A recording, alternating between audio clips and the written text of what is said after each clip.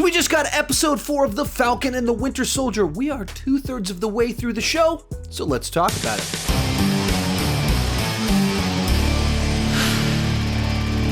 Hi, my name is Sean, and I love to talk about movies and TV way too much. With that in mind, go ahead and join me down below in the comments section. Share your take on episode 4 of Falcon and the Winter Soldier, as well as the show in general. This is a spoiler review, so feel free to spoil away down below in the comments section. No need for spoiler warnings.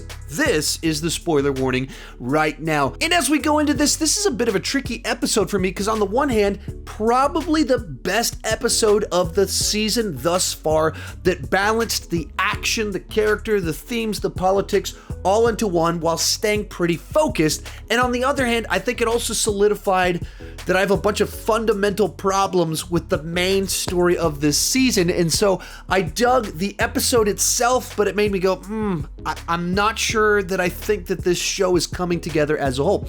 With that said, let's get started with the good. And probably the best thing about this episode is that it feels like the show finally got to its point and laid all of its cards on the table. The first 3 episodes alluded to a lot of things, kind of put a bunch of characters, groups, ideologies on the table, but it didn't quite state where they were coming from or exactly what they were trying to do. You have this general idea of the flag smashers being out to return to what the world was like during the blip, but they didn't define that in a way that made it entirely clear, but they were trying to make us sympathetic towards them and realize they're not just anarchists out to kill people. There was something that they saw that was good during the blip that they're trying to get back to.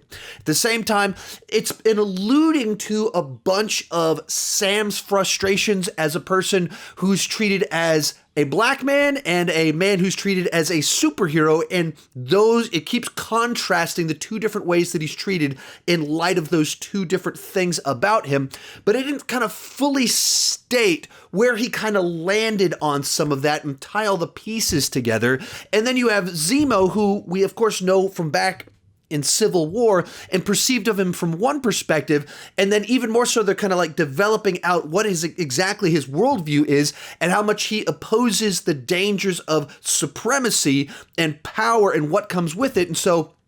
And then likewise finally revealing what's kind of going on with John Walker and that this guy's a little bit unhinged. So all of those are finally put on the table in a way that you can see the tension, the conflict a little bit more up front, what the show is trying to communicate, what the show is trying to explore, and not kind of hinting at things, not walking around things, but actually embracing it and putting it on the table and having characters and their different perspectives being discussed. At the same time, it's also an episode that had plenty of action inside of it. It progressed the plot in meaningful ways as heroes, villains, all kind of put in conflict with one another and made us rethink who are the heroes and the villains in light of all the philosophical discussions taking place throughout the episode.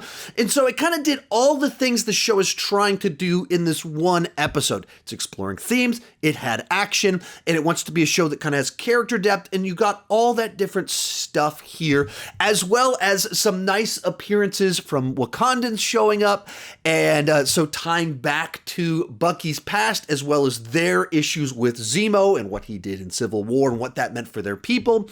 And so it just kind of feels like the world of the MCU coming together in a way that makes sense while exploring the ideas that this show is trying to tackle, moving the plot forward and kind of ratcheting up the tension as we move closer and closer to the finale. At the same time, it's not so much that I would say I had problems with this episode, but I think this episode, while putting all its cards on the table, revealed my issues with the series as a whole.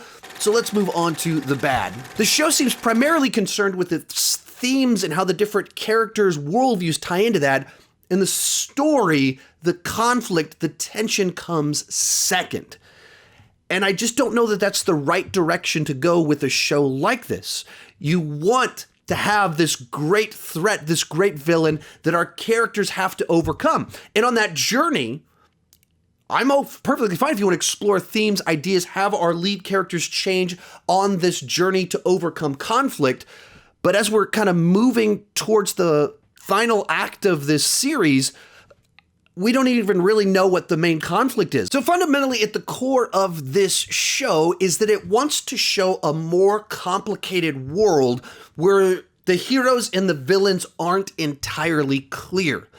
Back in World War II, it was very easy to say Steve Rogers, Captain America, good, Nazis and Hydra, bad. Very clear-cut, good, bad. And this is now a world where it's complicated and it's not so clear-cut. And that's interwoven throughout the entire show. The people that are presented at the villains at the beginning of the show, in fact, are just trying to get resources to people who were kicked out of their homes after the blip, in which case they're trying to do a good thing. They're just breaking the law to do it and occasionally going into the world of violence to make it happen. And then at the same time, you have the government people that don't want people stealing things and killing people. Therefore, they're trying to stop the people trying to do that. And then you have Zemo, who of course we view as one of the villains of the MCU, but here he makes his worldview clear. He just opposes supremacy, and anyone with undue power or too much power inherently has supremacy bad, and it trickle down of all of that. And so then suddenly Zemo, there's a reasonable side to what he's trying to fight supremacy. Fighting supremacy is a good thing. And then of course we have our heroes at the center of that, Bucky and Sam, and their own kind of conflicted worldviews. And in general, that's a good thing. You want to have the different characters in your story presenting different worldviews, different perspectives on the events that are taking place, and having their ideologies, their worldviews coming into conflict as each of them value slightly different things and care about different people, and therefore they have conflict over limited resources, supplies, all of that stuff. Problem here is that they haven't kind of given us a compelling enough story at the core of it. They haven't given enough of something where you feel people are in danger because of what the Flag Smashers are doing, or you feel that you need to stop the GRC and the government for what they're doing. And a lot of that is simply because they haven't really explored why is it that the GRC, whatever that organization is called, aren't doing something more for these refugees. It's just stated, but it hasn't explored the actual tension there, the limited resources, the explanation from why they're doing what they're doing to have the conflict. They've just presented Flag Smashers as villains, and then later on they said, oh, no, they're trying to help people. In which case, okay, I don't know what I want to be overcome by the end of this. You haven't actually explained why the GRC isn't helping those people and not giving them resources, and why they're sitting on 6 months. You haven't really explained that to us to understand, should I want them to change? Are the Flag Smashers wrong? Like what? There's no solution in this because it's not actually exploring the tension. It just did something to change our perspectives on the motivation of the Flag Smashers. Like during the episode, Sam makes it clear he agrees with the Flag Smashers, just not the way they're going about what they're trying to do, in which case, what are we building towards? Clearly, the end of the episode makes it clear John Walker's a nutbar, that after he took the super soldier serum, you become more of what you already were. So he's an angry guy with a bad temper because they killed off his friend during the middle of the fight, or at least that's what it implied. He goes and he murders a guy in cold blood in the street with the shield, and symbolically there's blood sprayed across it while people are filming him, and he's clearly not the symbol that Steve was, and it's a tarnished image now. And I'm sure that's what we're building towards. We have to stop John Walker, who's a bad guy. But we're 2/3 of the way through the season, and okay, he's a nut bar, but why do we need to stop him besides he's a nut bar? It's like what's his evil scheme? He doesn't really have an evil scheme. And that's my frustration. A show like this, feel like I should know what I'm working towards. And so all the Easter egg stuff, all the references, the world building, the mythology, all that stuff's awesome. That we're spending time understanding the world after the blip. Very cool. That we're exploring the different ways people perceive the world now. That's all interesting to me. That we're actually spending time with these characters on their day-to-day life. All that stuff, I dig it. So, like this week's episode, probably the best of the show thus far. Action, characters, exploring ideas, different worldviews about what's going on, but also highlighted that the show as a whole, I don't think it's fully coming together for me.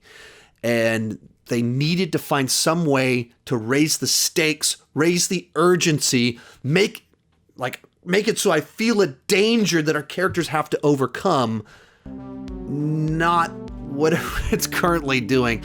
It's leaving me pretty frustrated. Wish I could have been more positive, but unfortunately the show's just not coming together entirely for me. Let me know what you thought down below in the comment section. You can check out my other reviews right over there. Thank you so much for watching, and keep talking movies and TV too much.